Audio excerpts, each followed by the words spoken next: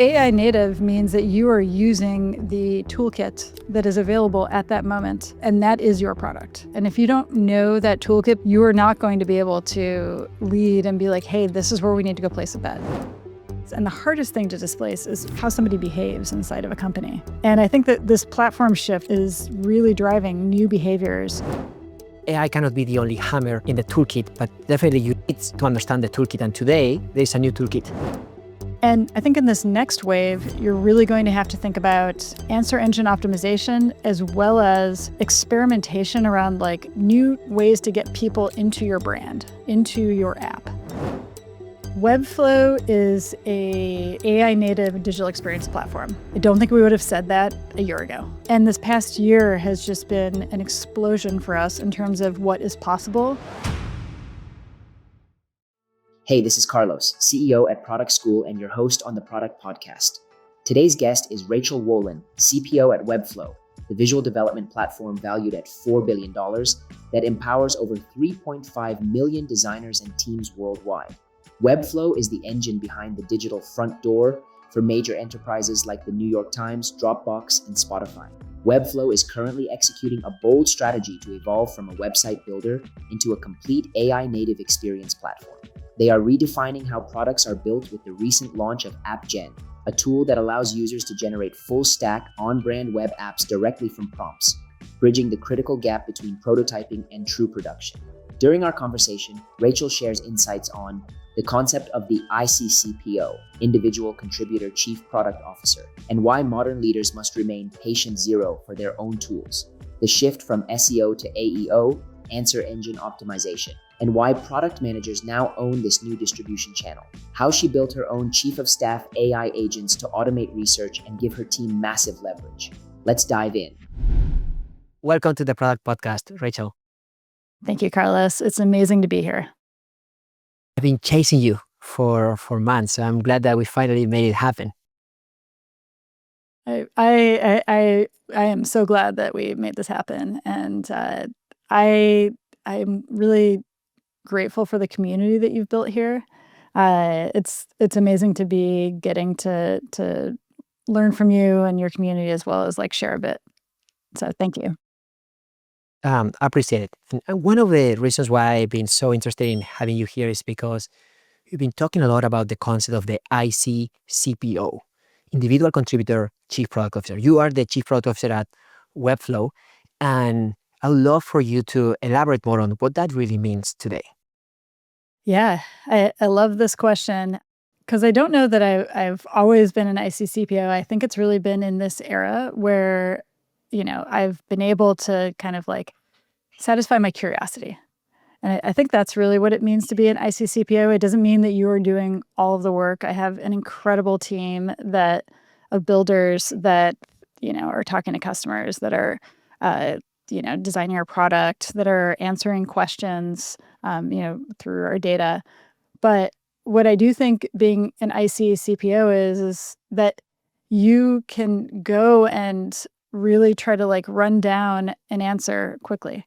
You can ask a question, like I can ask, how many visitors and signups did we get yesterday? And like go and dissect it by segments and really, really understand in detail. And so part of that, and why I think it's like a CPO role, is like you're thinking about it as a system where you need to be, patient zero and be the one who is like trying to wrestle through some of those answers and be like, oh, I didn't get the answer that I wanted. Oh, I'm missing this context. Like in the case, I started using like the Snowflake MCP, for example, maybe 6 months ago with Claude Code. And I've basically like as soon as these models came out, I was like, oh, I want to build a chief of staff. I'm not going to get budget for a chief of staff, but I want to go and try to like build one using these models.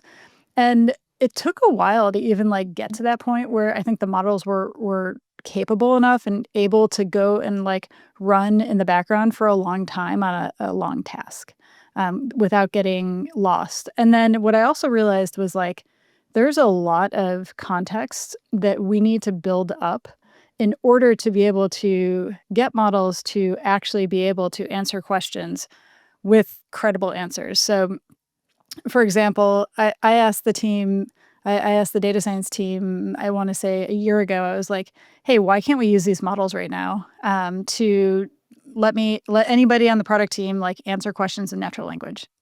And they were like, oh, well, the model it doesn't quite like, it can't spend enough time like answering the question, or, oh, we don't have context. I'm like, well, what would it take? So a lot of that is like kind of having a vision for how you want your AI product org to operate, and then trying to work backwards from that and be like, what would have to be true? And so in our case, it was like, well, we need to go and document our DBT models, or use DBT to document our models.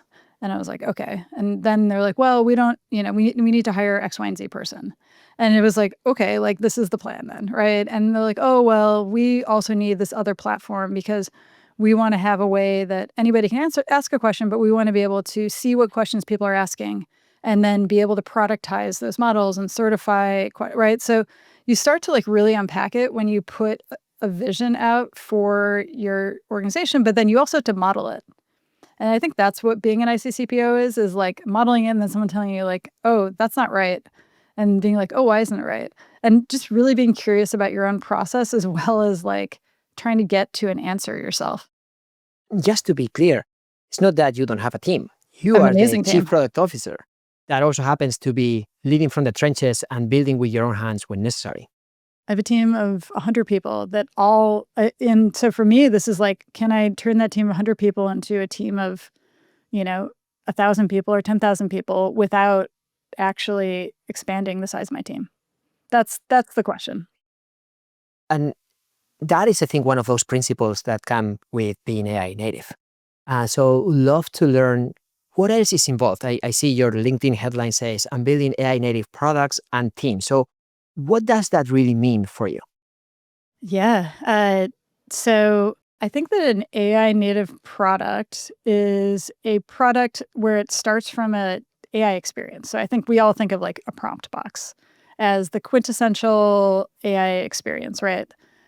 Where you can put in natural language and then you get out something that is structured, whether it is an answer in ChatGPT, whether it is a app that gets built on one of these AppGen platforms, whether it is a product that senses what like what it knows about your environment and then is actually taking actions, whether it is you have a workflow that you want an agent to go and pick up and run all the way through and come back, and you as a human in the loop are giving it instructions along the way, or if you want it to act completely agentically. So AI native means that you are using the toolkit that is available at that moment from the model companies, and that is your product, right? And that is like fundamental to people getting value from your product.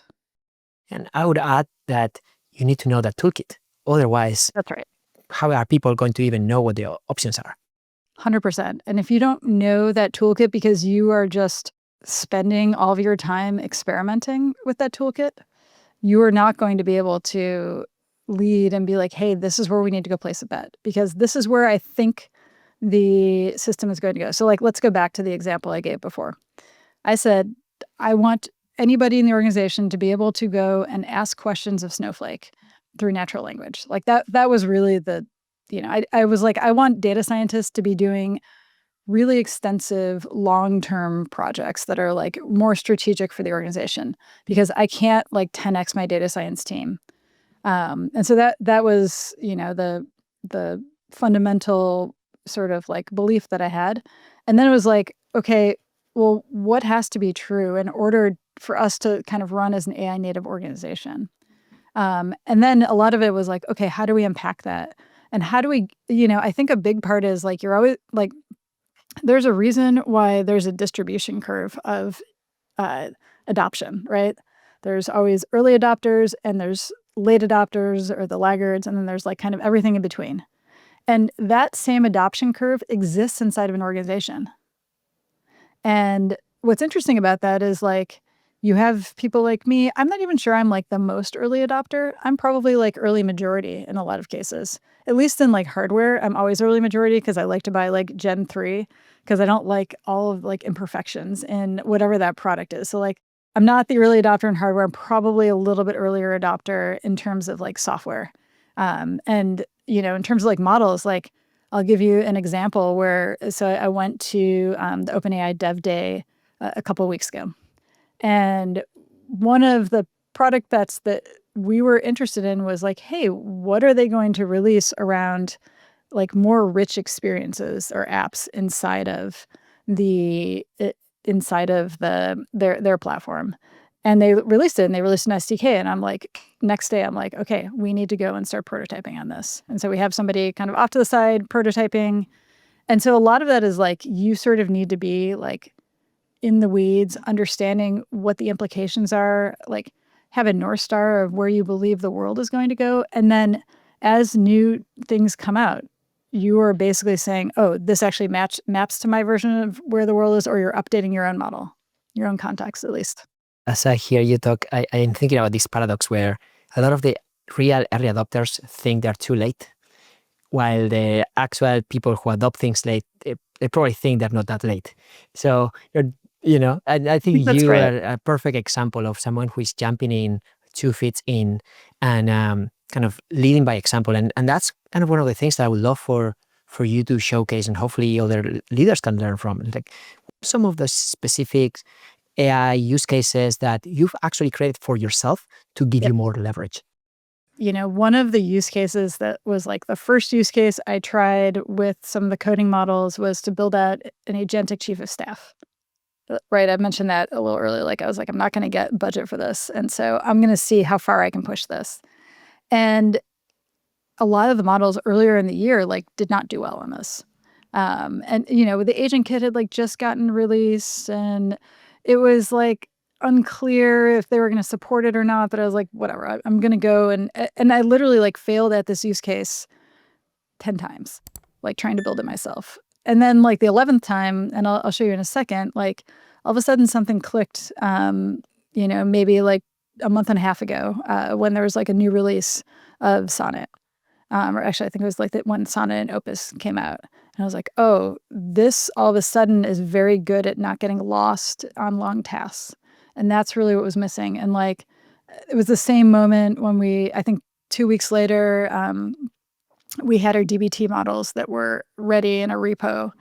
And I had been experimenting all along the way. And like, I had done a lot of things that sort of cleared the road, the kind of path for me.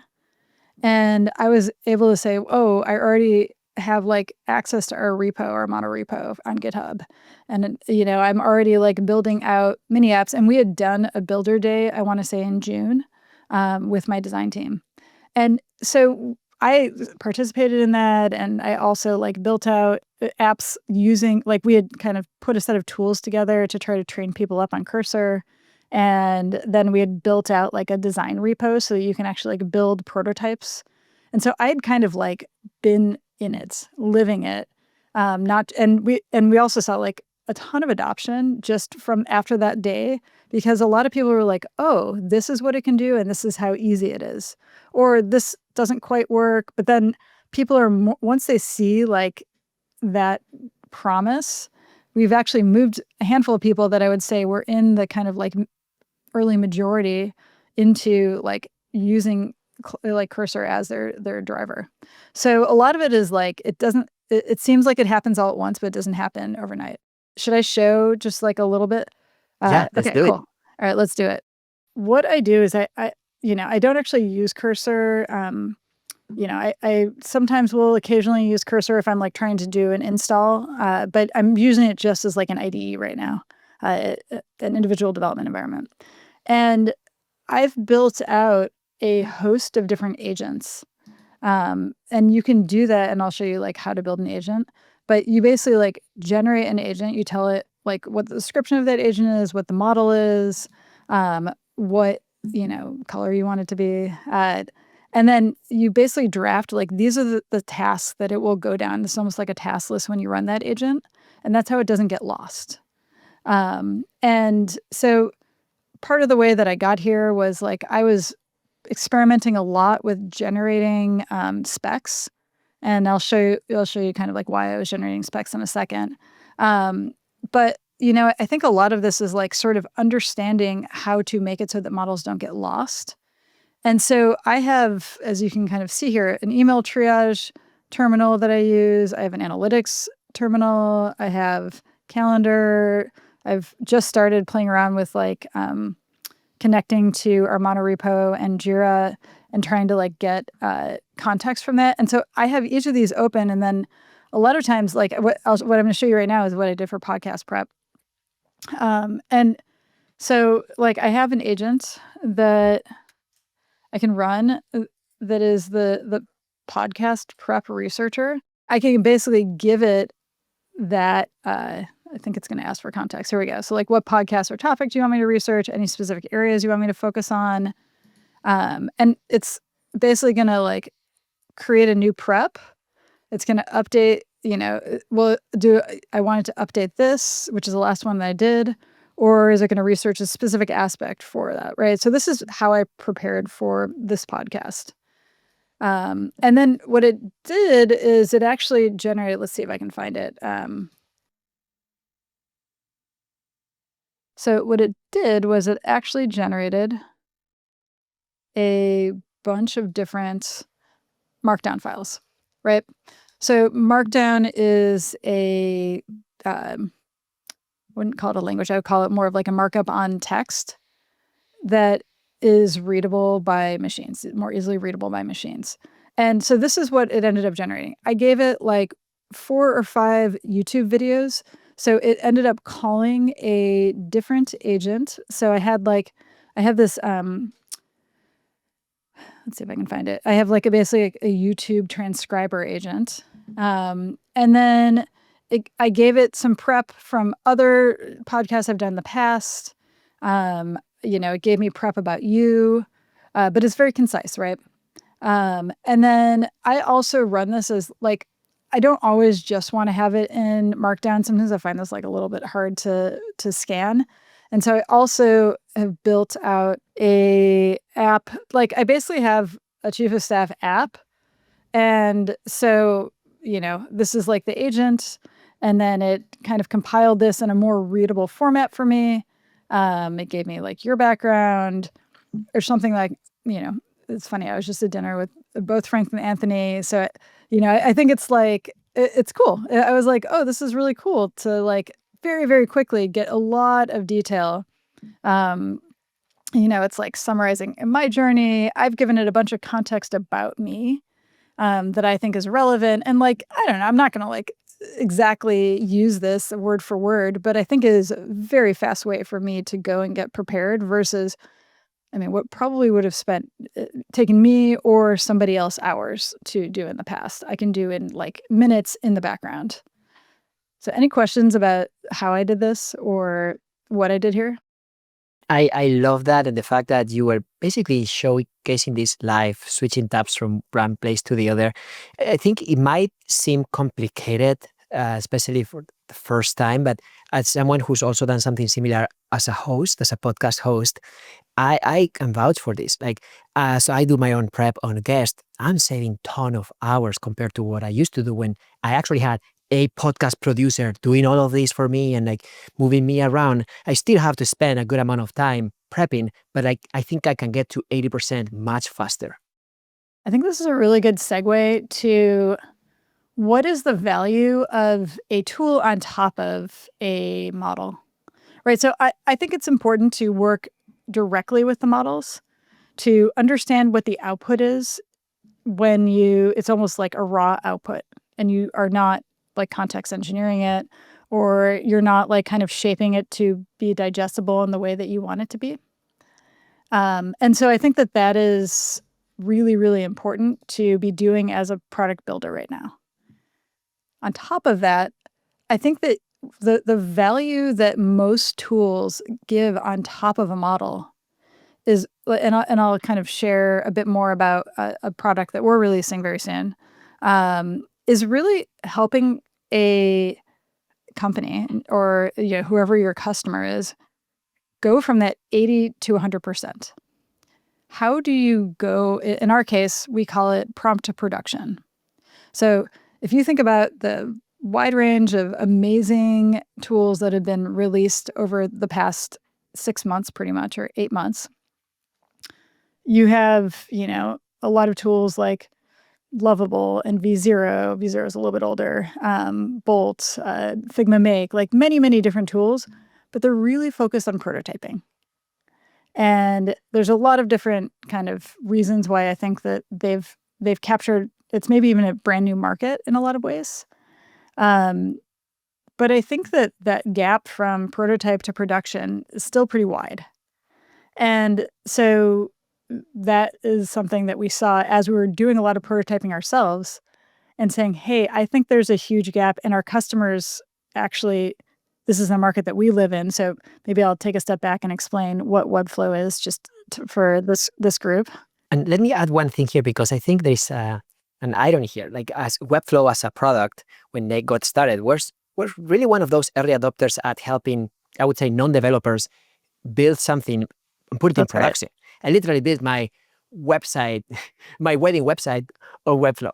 And there are many other examples out there. But in this post-AI or current AI era, that concept of putting something in production is very different. So I would love to learn a little more about that journey from a company standpoint and how you're now thinking about positioning your current product.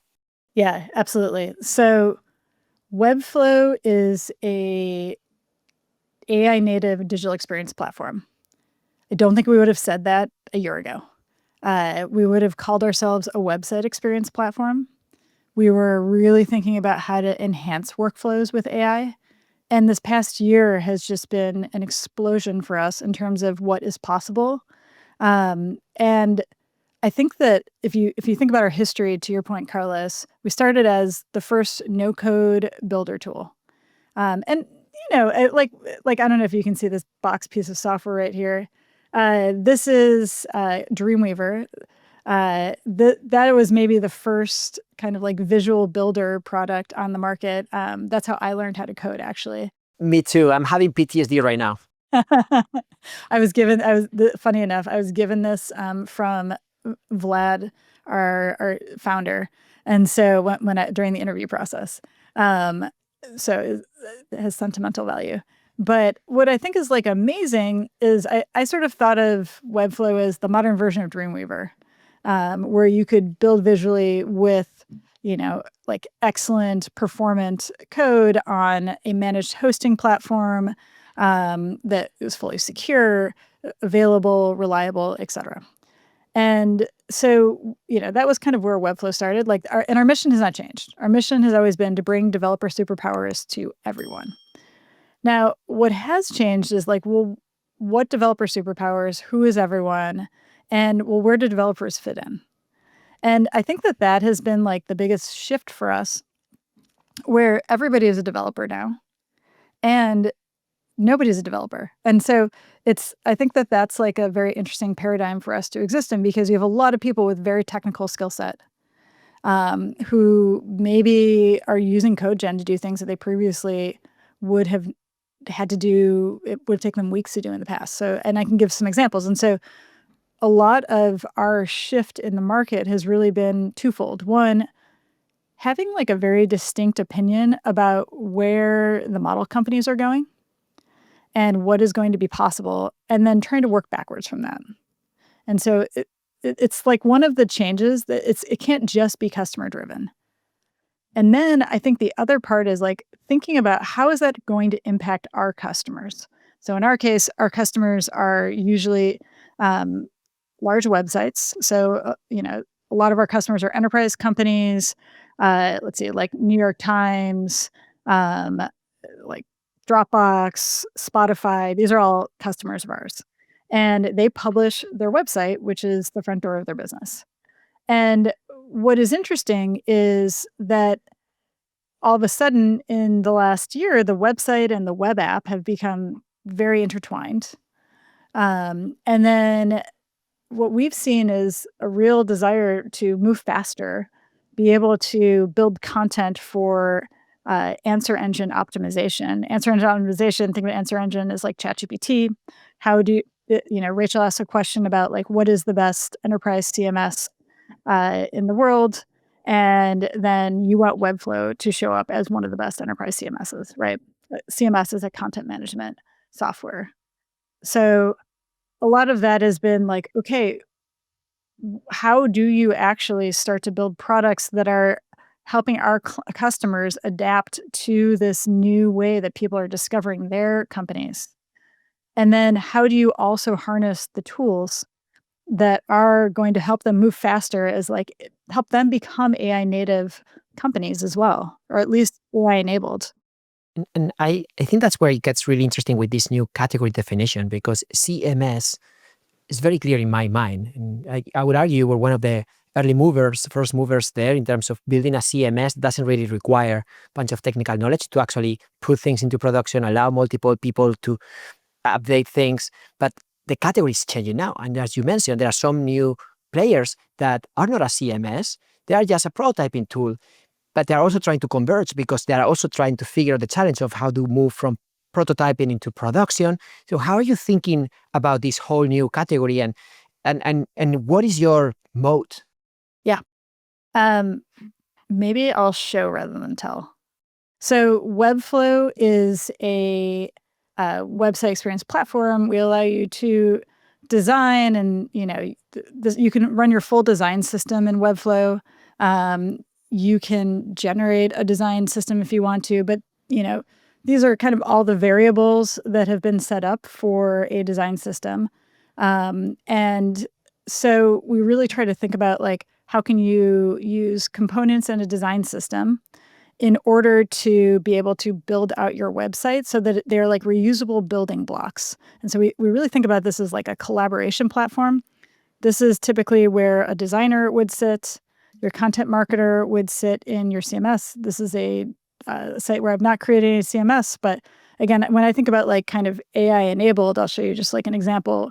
Let's say this is like shirt types, and you'll see in a second why I'm calling it shirt types. So I'm going to create a collection. One of the things that we did that was like kind of AI enabled was like generate sample, like types of shirts. And this to me is like AI enabled. It's useful. We have a lot of customers or maybe even just users that come into Webflow try this out, right?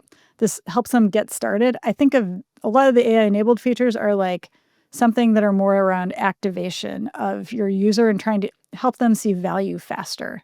And I think that is one of the places where AI has really shown that it is, an outstanding collaborator with product developers. Now, we also have, here, I'm going to save this. We also have built-in insights and optimization as well in our platform. So we're really like an end-to-end experience platform at this point. But the new product that we have coming out is our second true AI native product that we're putting into the market. Actually, maybe our third. Today, we launched an AI SEO product as well. I'm just going to make a comment while you set this up, because we are making me think as I see you demo this, it's not just the conversion of CMS with prototyping tools. You mentioned digital experience. I can see now digital analytics and other data platforms that are trying to play in the same arena. In a way, it's like building an end-to-end platform that has so many more capabilities. And hopefully with AI, you get to that level faster, but hopefully it's also easy enough for someone who's not super technical to be able to leverage different capabilities. What we saw as our core competencies was the design system that you spend a lot of time investing in. It is part of your brand. It is your brand OS, your brand operating system. Then you also have your content. You have your CMS. That is the other part of your brand operating system. This is how you talk to the world. This is how you answer engines. And then I think we believe that together is something that is very unique in one system and is context that we can very uniquely share with a app. So here is the interesting experience that I'm also seeing with a lot of enterprises. They somehow have their tool of choice for different use cases. For example, it could be Figma for the design system. It could be Amplitude for data analytics, or could be maybe Webflow for their CMS. So when you start having conversations with some of your clients who might be using you for just one but not the entire platform, like I'm curious to know about integrations and specifically MCP and how you are able to collaborate with other tools when you are not the only one. That's right. So MCP has been really amazing for us just from a standpoint of we have so many developers that build for our platform. So we have a lot of agencies, we have a lot of freelancers, and we get to see what they're trying to do with our platform. And then we've also gotten to plug into a bunch of other ecosystems through our MCP server. Like there's a bunch of different tools like the Zapiers of the world that are calling our MCP. Cloudflare, we're in their ecosystem. And so a big part of this is like, how do you expose your APIs to be digestible by LLMs?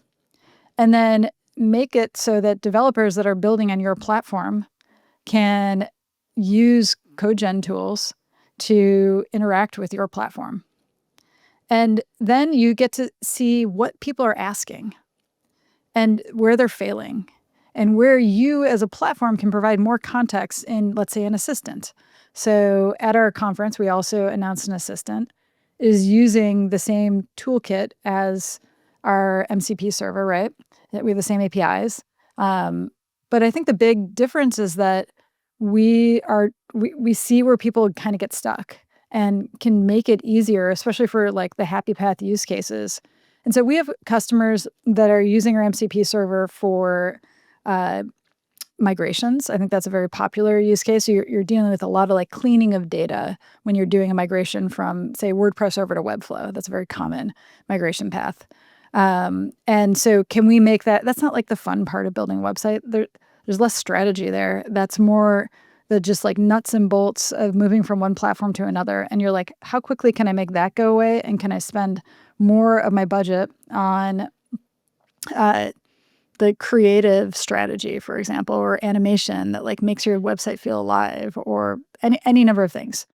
Yeah. I never like that as a strategy, like the switching cost, because ultimately it's like keeping your customer captive, even though they don't like you, you don't like them, but you're kind of destined to continue being together. So obviously for AI native companies that they have more choice and they have less legacy, they have an opportunity to start from a clean slate.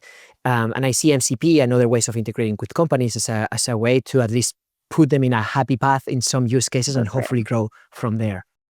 That's exactly right. And so I think that the MCP is like a way for us to go and prototype a lot. And we actually ended up hiring someone from our community that worked on like a extension of our MCP server. And we ended up bringing him on to do DevRel for us because he was so deep in the sets of use cases that people were trying to accomplish with our MCP server. And then I think that really thinking through what are the kind of core use cases. So we also see a lot of people using our MCP server for content generation as part of their workflow, for SEO and AEO, right? And then I think that like a big part of building out an MCP is that it ends up being like inspiration for new products that you can go and build inside that are AI native. And so I kind of see it as like, it is a product in of itself. Yes, you have to maintain it, but it has so many more, it's like right straight to the metal with a model, right? And you see what works and what doesn't work just when you have a new model that gets like upgraded right out of the box. So going back to the strategy discussion we were having around your moat, I can see how some of these things that, let's call it features for now, evolved into products. Eventually they get commoditized. At some point, everybody will have their own NCP the same way. Everybody has their own APIs. Everybody will have their own prompting UI to build something. So what is that real moat that cannot be switching cost that will continue helping you grow in enterprise? I think that the more you can align your business with the growth of your customer's business, the stickier you're always going to be. So I think that it is probably like I think data is a little bit weaker of a moat than it was before because it's, like I said, it's hard. It's easier than ever to do a migration, for example. However, what I do think is true is that I think that it is very much how do I put this? A moment in time where there are brand new workflows that are emerging at companies. And whatever was so sticky before, you have an opportunity to actually go and displace. And the hardest thing to displace is how somebody behaves inside of a company. And I think that this platform shift is really driving new behaviors, and encouraging people to try things that are different. And so that's the opportunity. And I don't know that I think AI is always going to be like unseating everything else. I think that we're in that moment where everything does feel like it's unseatable, but I don't know if that will always be the case. No, it's definitely interesting. I mean, it puts, talking about the mindset, I agree with you. Like, AI cannot be the only hammer in the toolkit, but definitely you need to understand the toolkit. And today, there's a new toolkit. And as you think about bringing that type of toolkit to your team, what is that shift in mindset that you are seeing from PMs to really be great and being able to drive that type of ROI for their clients? I think there's a lot of teaching that has to happen.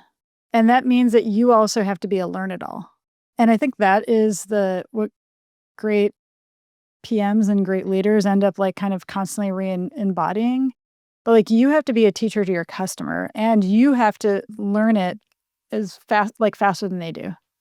So that's where you're really like a resource to people. And it's more about sharing right now than just it being like, this is the product and the job to be done that I'm trying to accomplish. And then you get people to sort of say, hey, here's where, like it creates like psychological safety and that we're all trying things out together, right? I think that's like the big difference today. Where in the past, I think as a PM, you sort of wanted to have the answer. And I don't think that's the case anymore. And maybe as a leader, I've like sort of learned over and over again, I don't have the answer. And so I have to just like kind of keep relearning in a domain. But I think it's really important to be constantly questioning yourself and your own workflows. And then that helps you help your customers kind of go through that shift as well. One other thing that I've heard you talk about before is the addition. So it's not just PMs who build, because yes, now we build fast and eventually that will become commoditized. Today, it's an advantage if you are able to actually build fast. But the distribution piece, I think, is also something critical. And I've heard you talk about it, right? So as PMs need to prove more ROI, as the product function really becomes strategic, and the only way to actually prove it is by actually helping customers in a revenue-oriented way.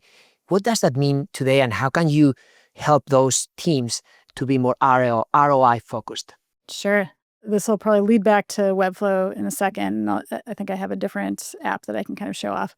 I think that what you're going to see is all of the distribution mechanisms that we used to be, kind of like hold dearly. Like I think it started with search, right? And search engine optimization and like keywords. And that was what I think the first wave, that was the big distribution mechanism. And then the second wave of mobile, the App Store, was the distribution mechanism. And you did SEO for a mobile store. And you had to learn that skill set of like how to distribute your app and how to not break your app when you did a distribution and how to get through the App Store challenges and whatnot. The third wave was social. And then you had this explosion of different channels, and you had to pick a channel that you're probably going to be great at. Not everybody is great at Twitter, that is great at LinkedIn, that is great at Facebook, that is great at Instagram, right? Like you ended up kind of specializing in a channel in a lot of ways. And I think in this next wave, you're really going to have to think about answer engine optimization as well as experimentation around like new ways to get people into your brand, into your app. So I'll give you and that's why we've really focused on AppGen.